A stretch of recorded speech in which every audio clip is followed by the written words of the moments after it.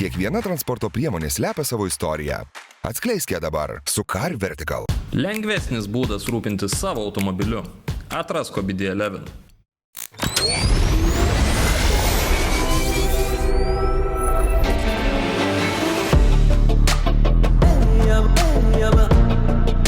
Labas rytas. Labas rytas, čia mes kontento jaunimui kūrėjai. Dabar mes jau šiandien parodysim kontentą, kuris skirtas, aš galvojau, kam apibūdinti, kam skirti šie mažieji automobiliukai. Tai pirma, tėveliams, kurie neturi kur dėti pinigų, antra, tėveliams... Aš manau, kad tėveliai visada turi kur dėti pinigų, bet kartais prisireikės padėti ten, kur nesinori gal. Ir antra grupė tėvelių yra tie, kuriems labai nusibodo vežioti savo vaikus į mokyklas, į būrelius ir taip toliau, pirmyn atgal. Tai va šitiem tėveliam yra skirtas šitas automobilis. Ne vaikam, o būtent tėveliam. O aš tai norėčiau pasidžiaugti, kad Paulius pagaliau įžengė į tokį amžių, kur perka savo vaikams automobilius. Žinokit, aš dabar iš asmeninės patirties... Tu senelis būsi? Tuoj pat, aš jau apie tai. Ir galvoju, jau viskas, man vakar nervai neatlaikė. Jau pasakiau savo vienam vaikui, sakau, viskas, tai buvo paskutinis remontas. Jeigu nematėte, mes esame filmavę mikrokarą M8, galite susirasti pas mus YouTube. Tai yra vienas iš Pauliaus asmeninių galvos skausmų. O Jėzau, čia vienas iš didžiausių galvos skausmų. Ir sakau, viskas, tai buvo paskutinis remontas ir daugiau aš neremontuosiu, ką noriu tą daryti. Todėl šiandien mes savo programoje turime elektrinį. Vieną iš pirmųjų elektromobilių skirtą jaunimui, kaip mes, šiek tiek jaunesniems. Šiek tiek. Trigubai beveik. Taigi, nuo 15 metų galima vairuoti štai šį automobilį esantį mums už nugaros, apie jį mes šiandien pakalbėsim.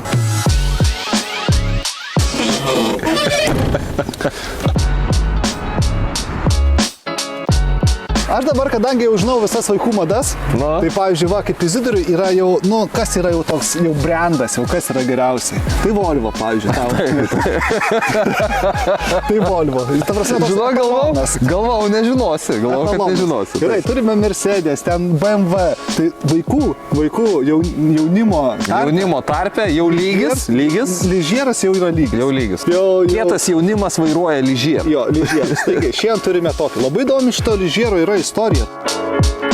Dabar Paulius prie tilto, kuris buvo rodytas seriale Černobylis, papasakos apie ližierą. Gerai, iš tikrųjų, aš visiškai neturėjau jokio išmanimo apie šios automobilius, bet gyvenimas mane privertė. Taigi yra ližieras aukščiausia kategorija, jeigu mes sakytume, tai yra, tarkim, Audi. Ir yra mikrokaras, kuris yra, tarkim, Volkswagenas. Yra du identiškai vienodi techniškai automobiliai, bet ližieras yra brangesnis ir aukštesnio lygio. Gerai, ir kas tada atsitiko? Mikrokaras mirė. Ir tada ližieras nusprendė mikrokaro gamyklą paversti elektromobilių gamyklą. Ir taip gimė štai šis automobilis Ligier. Klausykit, dabar visi tempkit ausis ir klausykit. Šitas automobilis vadinasi Ligier Myli. Kaip iš tikrųjų gražu, nes tėveliai myli savo vaikus ir perka jiems automobilius ir tai žinodami prancūzai pavadino automobilį Myli. Gerai, štai čia turime elektrinį modelį ir kodėl jis mane labai sudomino, Izidorius, kaip matote, be nuotaikytės. Aš manau, kad elektrinis modelis, kaip sako mūsų laidos ekspertas Izidorius Paukštys, elektriniai modeliai turėtų kelti mažiau galvos skausmo. Taigi šiandien turime šiek tiek didesnę negu 12 kWh bateriją ir žmonės kalba, kad šitas automobilis žiemą turėtų nuvažiuoti apie 70 km. Tai yra geriausia komplektacija, tai yra max komplektacija, ką gali pasiūlyti šis ližieras. Mes netgi turime šiek tiek aerodinamikos, matote, nėra rankenėlių. Rankenėlės.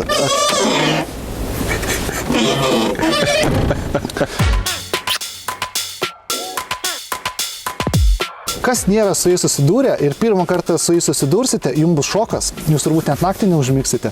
Jis yra visas plastikinis, nes jisai turi atitikti svorį, tą, kuris leistinas vairuoti nuo 15 metų. Žinokit, jeigu lygint šitą automobilį su kitais šios klasės automobiliais, tai yra lygis. Jisai atrodo puikiai, jisai atrodo taip naujoviškai ir jis yra elektrinis. Įsivaizduojate? Kiekvieno vaiko svajonė.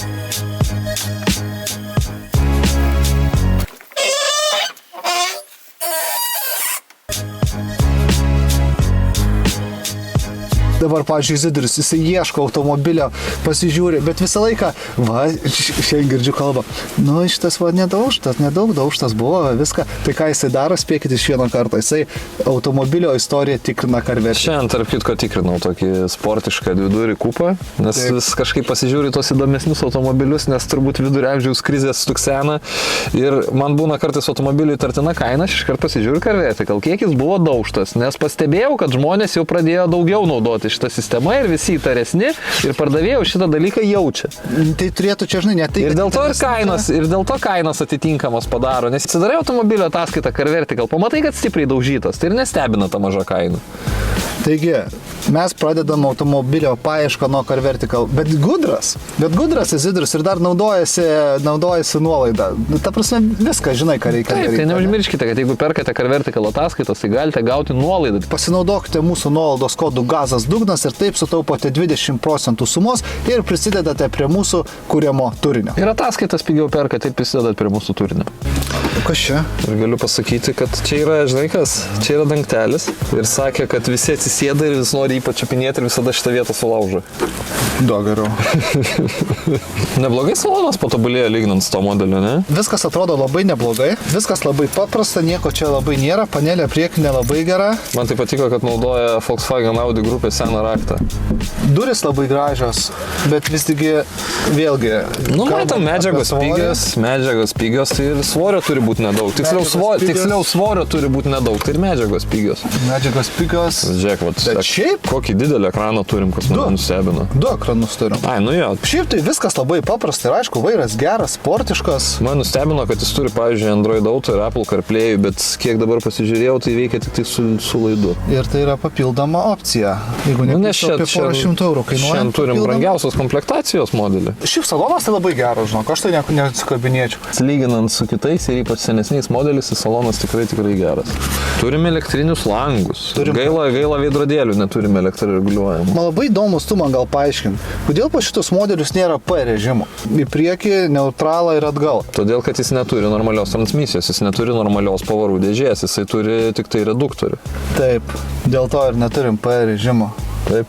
Pauliaus režimas. Nes turi būti tada reduktorėje kažkoks stabdis įdėtas, tai kam tu to stabdžių, jeigu tu gali tiesiog rankinį užtraukti. O šiau Maksas įslinkęs kiek gali? Jo, žinok, kažkaip biškį aukšto. Trūksta, norėtus, kad sėdynė tikrai nes bagažinė yra, kaip tokiam automobiliui, yra įspūdingo dydžio. Bagažinė tikrai yra įspūdingo dydžio. Tikrai. Žinok, man atrodo didesnė arba panašaus dydžio kaip pas mane Cupra Formentor automobilyje. Labai ten susikraut gali jūsų tašytės, kuprinė savo vaikas į mokyklą ir dar draugo tilps tikrai. Ten ir draugas netgi tilptų. Ten net draugas tilptų ir didelis draugas tilptų. Tas mane stebina, bet šiaip keista, kad šitą automobiliuko gamintojai neįvertino, kad jaunimas nuo 15 metų gali būti ir 1,80 m ir aukštesni, nes, pavyzdžiui, man sėdynė yra per arti. Pauliui turėtų būti dar blogiau. Senesnius susislinkdavo daugiau. Tai man šitas dalykas tai mane stebina. Bum, viskas. Kas jau aukštesni, jau vairas ir pedalai bus šiek tiek per arti. Gerai, tai žiūri vaikelį. Šiaip šitas elektrinis modelis pagamintas ant visiškai naujos Ligiero platformos. Įdomu, kad su šita nauja platforma pirmas modelis išėjo būtent elektrinis. Ir dabar jau turėtų atsirasti... Kaip čia dabar atidaryti kapotą? Tu neatidarėjai ar atidarėjai? Čia palauk kapotas, ne? Ar čia bagažinė? Čia bagažinė gale. O kapotas kur? Kur? Apačia, po vairu. Tai sunkiausia technika, su kuria yra dirbęs Izidorius Paukštys. Žinai, kas yra, man čia baisu, kad nors liesnės, atrodo, kad nors sulaužysi. Taip yra. Žiūrėk, koks lengvas plastikinis dangtis. Nu va, vien jau iš karto yra patobulinimas, kad jau va šitas laikiklis kapoto yra čia. Čia patobulinimas, ne? Taip. Taip, tai čia yra visiškai nauja, tiksliau naujausia Ligier šitų mikroautomobiliukų platforma ir įdomiausia, kad pirmas modelis išėjo būtent elektrinis, tačiau bus lygiai toje pačioje platformoje ir dizelinis modelis, nes matom po kapotų vietos dizeliniui varikliui tikrai pakanka ir juokingiausiai man atrodo čia būtent elektros motoras, šitas 8 arklio galių motoras, kuris iš esmės yra tiesiog eilinio generatoriaus dydžio. Ir per diržą motoras yra sujungtas su reduktorium, kuris varo priekinius ratus. 8 arkliai, maksimalus greitis 45 km/h, 12,4 kWh talpos baterijos sumontuotos šio elektromobiliuko dugne. Ir Paulius minėjo, kad žiemą teoriškai jis turėtų nuvažiuoti apie 70 km, bet vasarą teoriškai jis turėtų nuvažiuoti iki 190. Iki. Taip rašo gamintojas. Bet mes galvojam, kad realus nuvažiuojamas atstumas vasarą turėtų būti tarp 120-150 km. Dar įdomus dalykas, kad šio elektromobiliuko baterijos turi pašildymą. Nu tai negali sakyti, kad jau visiškai juokingas ir niekingas daiktas.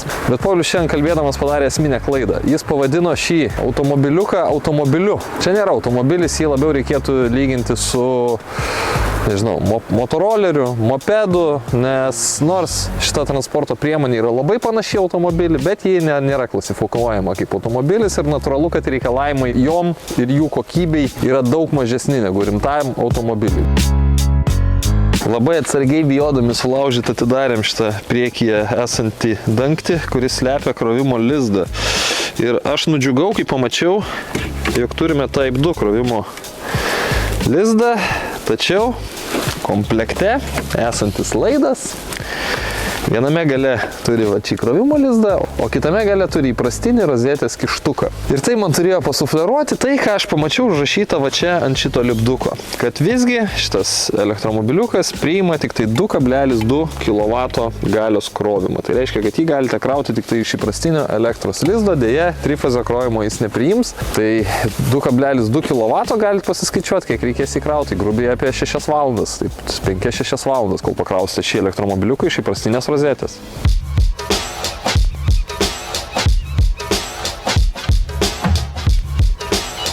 Gerai, štai mes ir viduj ir kažkaip nustebau, kad čia yra taip ankšta. Kadangi man labai ankšta, aš pabandysiu padaryti tokį vieną dalyką. Bagažinė atsidaro iš vidaus beje. Va. Mes padarysim va tokį dalyką. Ai, atlošą tu nori? Jo, atlošą.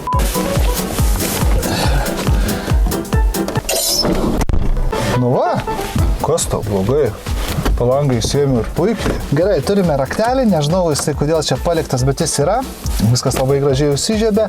Ir žinot, kas yra blogiausias su šitais dizeliniais variantais? Tai yra ta nežmoniška vibracija, nuo kurios barška visas plasmasės. Tai atrodo, kad dantis išbarškės.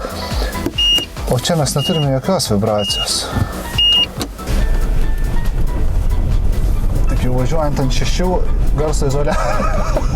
Nu, nėra čia tiesiog. Konstatuoju, kad važiuojant ant 6 jau garso izoliacijos mes neturim. Jeigu mes neturime vibracijos, tai mes turime daugiau visus likusius garsus, ką turėdavom ir seniau. Taip, automobilis, aišku, nebus minkštas. Max greitis 45. Aišku, elektra mes jį pasiekėm labai greitai. Šiaip automobiliukas tą Max savo greitį pasiekė labai greitai. Ir tada viskas. 45 km/h, ribotuvas įsijungia. Lekia tai labai smagiai. Nuo vienos kompaktiškos įrangos pereinam prie kitos kompaktiškos įrangos, tai yra OBD11 diagnostinis prietaisas. Sukurtas Lietuvoje, gaminamas Lietuvoje ir nuolat tobulinamas Lietuvoje. Tai yra diagnostinis prietaisas, kurį gali turėti kiekvienas iš jūsų, nes jo kaina tikrai labai patraukli ir pats įrenginys yra labai patogus bet kuriam eiliniam vartotojui. Va toks nedidelis įrenginukas, su kuriuo galite atlikti pilną automobilio diagnostiką. Diagnozuot klaidas, jas ištrint, suras gedimus ir svarbiausia dėmė yra vieno paspaudimo aplikacijos, kurios supaprastina įvairius programavimo darbus. Tai reiškia, galite įjungti ar išjungti funkcijas, kurias jūsų automobilis turi arba jūs net nežinojat, kad jis jų turi. Tai dabar pasijungsiu šį įrenginį prie savo Formentoriaus OBD jungties. Įsijungsiu OBD11 aplikaciją. Aplikacija yra tiek iPhone telefonam, tiek Android telefonam ir prisijungęs prie savo automobilio noriu jungti vieną funkciją. Aš pastebėjau, kad jeigu užkuliu ryte automobilį ir noriu jį palikti užkurtą ir pašildyti, aš jo negaliu užrakinti. Tai dabar įjungsiu funkciją, kad užkurtą automobilį aš galėčiau užrakinti su pulteliu. Labai patogus dalykas tiek žiemą pašildant automobilį, tiek vasarą, jeigu noriu šiek tiek atsivėsinti automobilį. Tai vat su OBD11 šitą funkciją įjungti man yra labai paprasta, nereikia važiuoti į jokio autorizuoto serviso, tiesiog paspaudžiu vieną mygtuką, vieno paspaudimo aplikacijoje ir ši funkcija Formentoriui yra įjungta. Vieno paspaudimo aplikacijos veikia su visais Volkswagen Audi grupės automobiliais kurie turi abidį jungti, su BMW naujesniais negu E-serija, o pilną diagnostiką dar galite atlikti ir Toyota Lexus automobiliam nuo 2008 metų. O jeigu perkat abidį 11 prietaisiuką, tai neužmirškit pasinaudoti nuolaidos kodų gazas dugnas ir šitai prietaisai įsigysit 10% pigiau. Jos įlipus, kokio kamerą didelio turi. Šitas man irgi nustebino, kad yra galinė vaizdo kamera. Kokybės trūksta, bet užtat didelė. Didelė labai. Taigi, vėlgi, įlipus į šitą automobiliuką, kaip aš jį vadinu, iš universalinės žaislų parduotuvės, būna toks pirmas šokas. Viskas daužosi, viskas barška. Dar čia tai naujas automobilis, dar nelabai čia kas barška. Bet vis tiek, tas yra visai kitoks pojūtis, negu važiuotum su įprastu automobiliu. Bet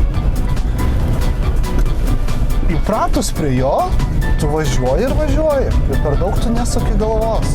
Supingėjasi labai smagiai, ypač nuo kalniuko štai. Aš drįsčiau pasakyti, kad jo pats visas važiavimas ir viskas nelabai daug ko skiriasi nuo senesnių modelių, žinau. Taip, elektra galbūt kels mažiau galvos skausmo, bet kad labai kažkas skirtusi, aš manau, kad tiesiog nebeįmanoma padaryti. Lengvesnį, minkštesnį, garso izoliaciją, tiesiog pagal svorį neįmanoma padaryti. Todėl, kad jisai labai jau skirtusi, bet kokiu atveju, iš visų šitų automobiliukų, kiek mes esame bandę, jisai vis tiek važiuoja smagiausiai. Būtų pats laikas priminti vairuotojams, kaip pasilengvinti gyvenimą. Ir vienas iš tų būdų yra parsisiųsti nemokamą aplikaciją savo Apple ar iPhone telefonui, kuri vadinasi Car One. Tai yra aplikacija pagerinanti kiekvienam vairuotojui gyvenimą, nes jie už jūs atsimena, ar galioja jūsų automobilio draudimas, ar galioja tech apžiūra, ar galioja jūsų teisės, gali padėti apsidrausti.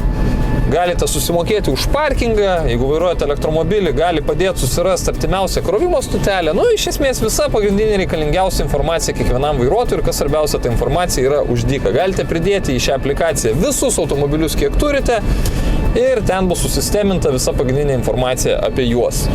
Tai va, Car One, nemokama aplikacija, kurią galite parsisiųsti kiekvieną savo Apple ar iPhone telefonui. O apie šį automobiliuką Paulius pasakė labai gerai. Greičiausiai pati platforma šių mikroautomobiliukų neleidžia padaryti, kad jie būtų komfortiškesni ar važiuotų kažkaip smagiau, bet vis tiek, jeigu reikėtų rinktis tarp dizelinio ir elektrinio varianto, tai vien dėl to važiavimo komforto, kai nėra nežmoniškų vibracijų, aš rinkčiausi elektrą. Vienareikšmiškai elektrą. Ir aš pastebėjau tokį dalyką, kad šiandien važinėjau su juo mieste ir aš nuo sankryžos niekada nepajudu paskutinis. Nes vis tiek, elektros motoras į gazą jis reaguoja momentaliai.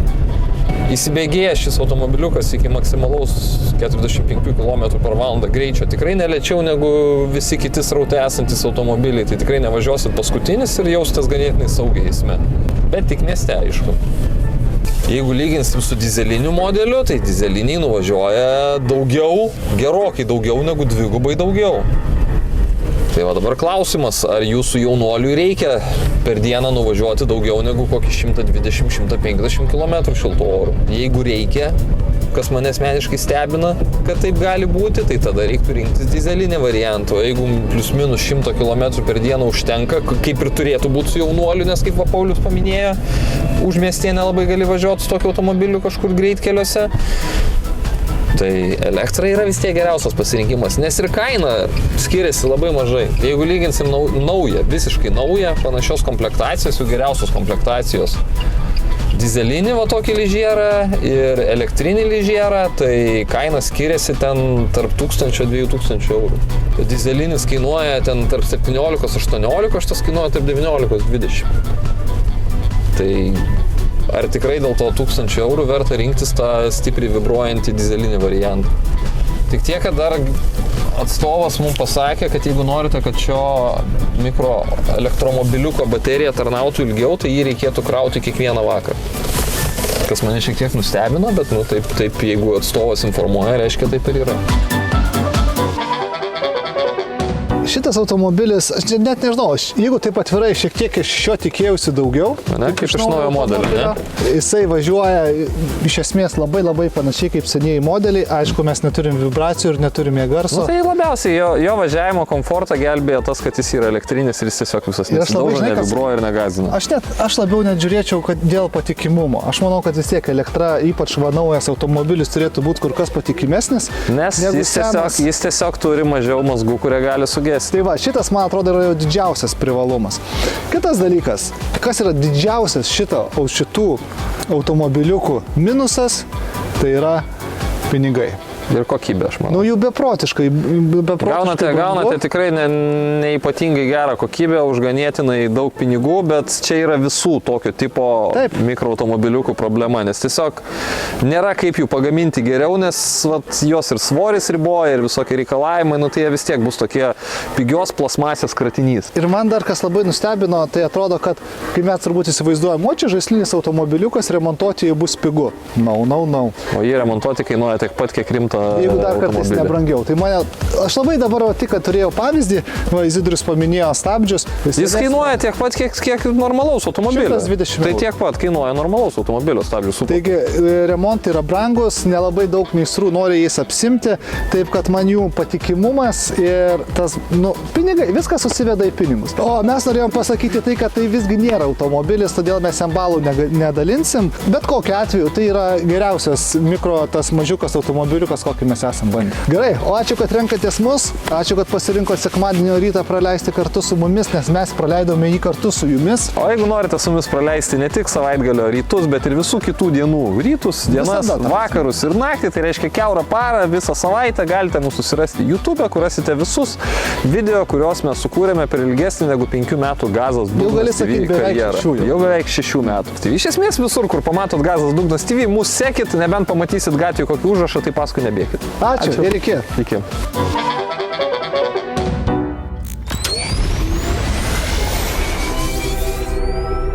Kiekviena transporto priemonė slepia savo istoriją. Atskleisk ją dabar su Car Vertical. Lengvesnis būdas rūpintis savo automobiliu. Atrask OBD11.